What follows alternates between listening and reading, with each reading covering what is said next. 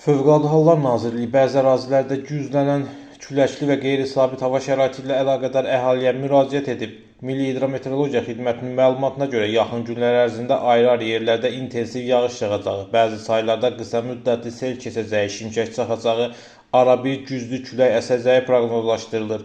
Qeyd olunanları nəzərə alaraq Fövqəladə Hallar Nazirliyi müvafiq təhlükəsizlik qaydalarını bir daha xatırladıb.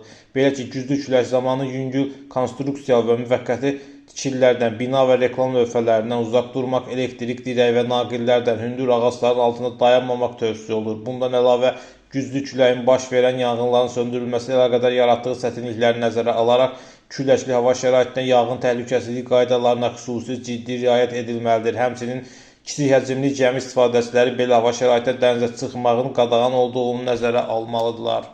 Aprelin 12-sində isə ölkə ərazisində bəzi rayonlarda arabir şimşək çaxacaq, yağış yağacaq. Şaxdağda isə qar yağması müşahidə olunacaq.